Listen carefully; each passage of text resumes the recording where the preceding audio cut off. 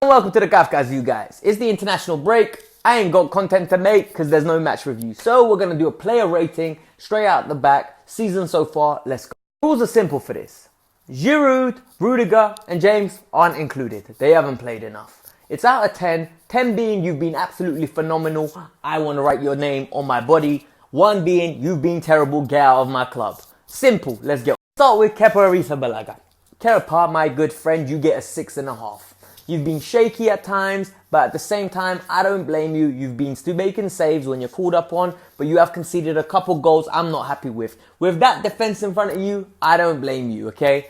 So 6.5, decent, above average, good season so far. You can push it up a bit though. We're going to go on to Azpilicueta, Captain Fantastic. Captain Fantastic gets 4 out of 10. This guy has cost us way too many points this season by himself. Yes, the last few games he's raised his performances, but the first shaky starts predominantly were all his fault. The goals were coming down his side every time. Consistent mistakes. He let the cross come in for Zuma's own goal. Aspi's needs to raise his game. 4 out of 10 for Aspi. Fikayo Tomori's been phenomenal. For me, he's been one of the shining lights of this season. He's been one of those surprises that we all get gassed about. Fikayo Tomori's not placed a foot wrong. He's maybe had one shaky game, but even that, it was a phenomenal performance against Southampton. He didn't cost us nothing. 8 out of 10 for Fikayo Tomori. Beautiful man, beautiful captain, absolute champ for us.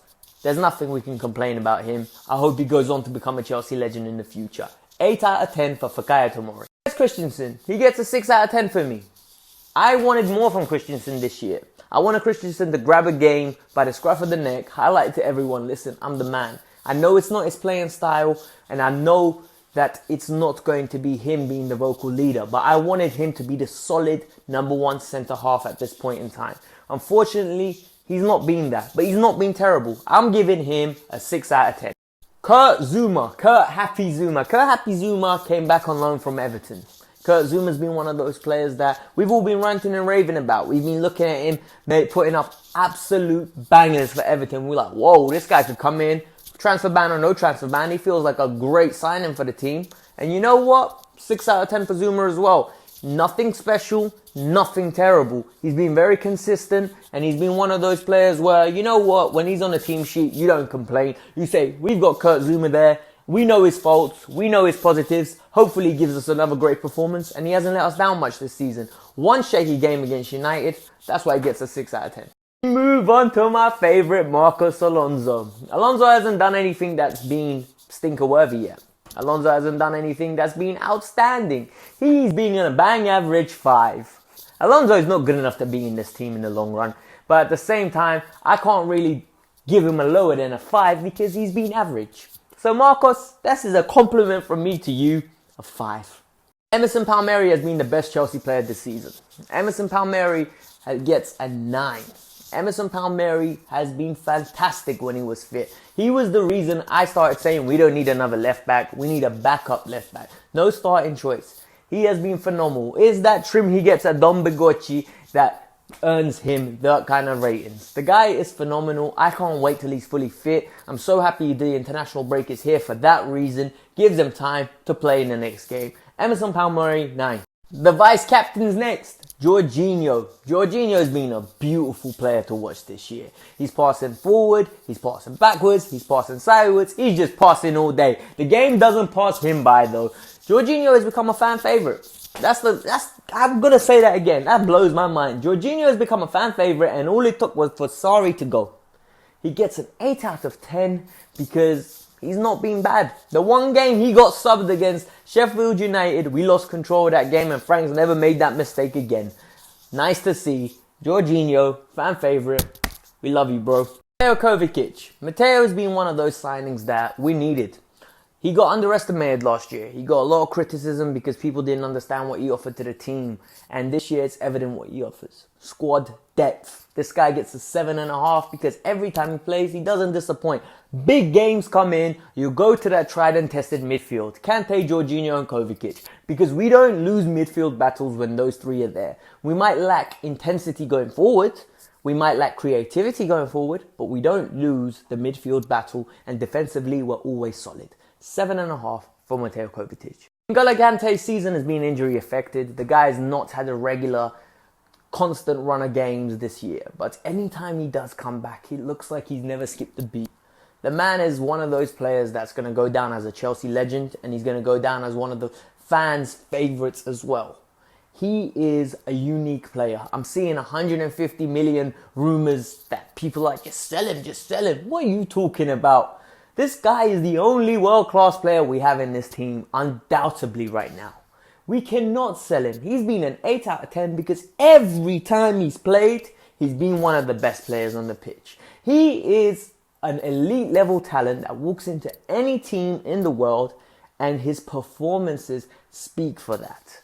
He's not one of those by name. Oh, you know what? I'm Paul Pogba, I'm world-class talent. Nah, he's N'Golo Kante, a world-class talent by performance and by name.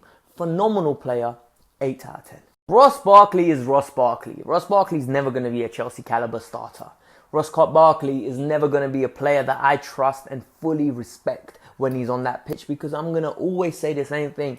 He is a donkey when it comes to making decisions. Anytime he has time and space, you expect him to mess it up 9 out of 10 times. Instinctive, very good player. However, has Ross Barkley been terrible this year and hopeless? Nah, he hasn't. For me, he's been a 6 out of 10. Just above average, because there have been games like Grimsby. There have been games like when he scored goals. He's come on, made a little bit of an impact here and there. He's never been totally hopeless. 6 out of 10 for him, and I'm being generous. Captain America, Christian Pulisic. What do I rate his season so far out of 10? Has he been absolutely hopeless? No, he hasn't. Has he been phenomenal? No, he hasn't. Has he been better than average? He really hasn't. He's been bang average in my opinion. Yes, he's got 4 assists, and that's a good thing, but at the same time, he's lost his place. He came into the season as almost a nailed-on starter, and now at this moment in time, Christian Pulisic might be the 4th choice winger. And that's worrying when Willian, Pedro and Hudson-Odoi look like they're in front of you, and Mason Mount, who's a centre midfielder / attacking midfielder, is in front of you for a wing position. For me, Christian Pulisic gets a 5 out of 10 for his season so far. I think he can improve. I hope he does improve. Otherwise, it's money down the drain. But I can't argue with the fact that he's just been bang average. 5 out of 10 for me. Callum Hudson-Odoi, man, the guy earned a new contract, secured the bag. I love that. Anytime a young individual secures a bag, I go, you know what? You set up your family for the rest of your life. Good man. I respect that. Your family never has to work another day in your life, and you did your job as a son to your dad, your mum. Well done. Your performances, my friend, for Chelsea have been phenomenal since you've been back. I love it. He's impactful on games. Yes, his finishing could improve, and I understand that. This is why I'm giving him a 7.5 out of 10. Because at this moment in time, Cho is showing all the ability of a player that could be generational. This is how highly I think of this man. He could be a generational talent, and there's nothing the world can do about it. Callum Hudson-Odoi, in my opinion, is going to go on to be our player of the season, because I think he's going to have that great of a season this year. Callum Hudson-Odoi, please continue this form. Mason Mount is the heir to Frank Lampard for goals-wise. Man, the guy reminds me of Kevin De Bruyne, the way he plays. He's so both-footed. He's so comfortable on the ball. He can play out wide. He can play in the middle. He's got 4 goals already. He can add assists. The guy is one of those unique players. And he makes me happy to see him on the team sheet because of his work rate all in all as well. He's a very good player. For me, I'm going to have to give Mason Mount a 8 out of 10. Willian as well. I think Willian has been a phenomenal add to the squad this year. Yeah, when I say add, I mean because this Willian has not existed for a while. I don't know who this Willian is, but Frank Lampard's unlocked something in him. For me, Willian's been a 7.5 out of 10 because his performances in the last 5 games have been very good. He's been stepping up as a man for the team. You know, all of a sudden it's like, look, you're the man of this team. You're going to have to step up, and Willian's taking that burden. I rate that. You're making a number 10 shirt proud at this moment in time. I hope this continues. I doubt it will, but let me have hope. Chances, he's never created chances. He looks like the worst player on the pitch. He makes Aspie look good. And that's worrying for me, you know. When Aspie looks decent, man, Pedro's been terrible. 3 out of 10. I think he's past the sell-by date. Sometimes you have to put him down. Sell him. For me, I would get rid of it maybe even in January. Just try to recoup as much money as we can. He's a free agent in the summer. Thank you for your tenure, mate, but it's time to go. For me, I have to give Tammy Abraham an 8.9 because I think Emerson's just been a bit better than him, but Tammy's been outstanding this year. We all knew he could score goals. It's just at what rate? And at this moment in time, he's proven me wrong because I didn't think he was going to get this many goals so quick. He's already got 9 goals. 9 league goals. Can we deep that? 9 league goals. This man is phenomenal. He's an absolute stud at this moment in time on the form that he is. He makes you, and you know, watching his interviews is infectious with that good vibe. He looks like a guy that's got a good aura about him. And at the end of the day, him scoring goals is good for Chelsea. If it means I'm wrong, I'm wrong. I hope Tammy's form continues, and I wish him all the best because good for him means good for Chelsea. I'm happy he got his England debut. I'm happy he's trapped to be playing in the England jersey now because we're going to use him in years to come. He's got a bright future ahead of him. Michy Batshuayi's been unfairly treated.